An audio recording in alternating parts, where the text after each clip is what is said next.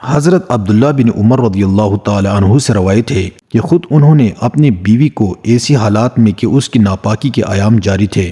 طلاق دے دی،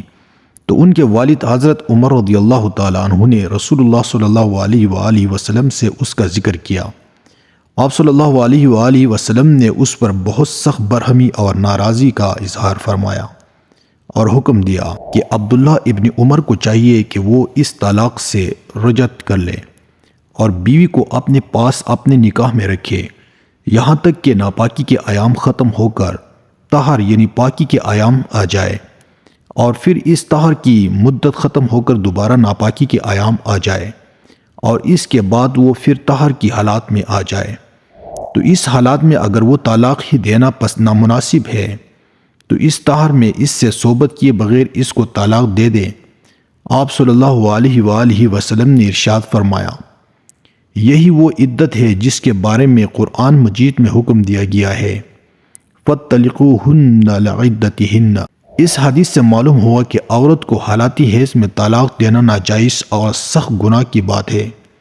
اور اگر غلطی سے کوئی ایسا کرے تو اس کو رجعت کر لینی چاہیے۔ پھر اگر طلاق ہی دینے کی رائے قائم ہو تو اس طہر میں طلاق دینی چاہیے جس میں صحبت کی نوبت نہ آئی ہو۔ اس کی حکمت ظاہر ہے کہ ناپاکی کی حالات میں عورت قابل رغبت نہیں ہوتی، طہر کی حالات میں اس کا کافی امکان ہے کہ شوہر کے دل میں رغبت پیدا ہو جائے اور طلاق دینے کا خیال ہی ختم ہو جائے، اور اللہ و رسول کی زیادہ خوشی اسی میں ہے۔ اس واقعے میں رسول اللہ صلی اللہ علیہ وسلم نے حضرت عبداللہ بن عمر کو حکم دیا کہ جو طلاق انہوں نے حیض کی حالات میں دی گئی تھی وہ اس سے رجعت کر لے اور ایک طہر گزر جانے دے، اور اگر طلاق دینی ہی ہو تو پھر دوسرے طہر میں دے دے۔ اس کا مقصد بھی بظاہر یہی تھا کہ درمیان کے طہر کی پوری مدت میں جب دونوں ساتھ رہیں گے تو اس کا امکان ہے کہ تعلقات میں پھر خوشگواری آ جائے اور طلاق کی نوبت ہی نہ آئے۔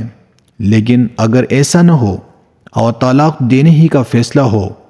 تو آپ صلی اللہ علیہ وسلم نے اجازت دی کہ دوسرے طہر میں قبل از صحبت طلاق دی جائے۔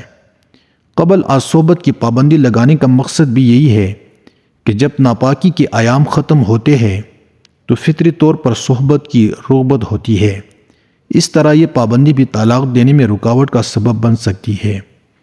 اس واقعے میں رسول اللہ صلی اللہ علیہ وآلہ وسلم نے حضرت عبداللہ بن عمر کو رجعت کرنے کا حکم دیا۔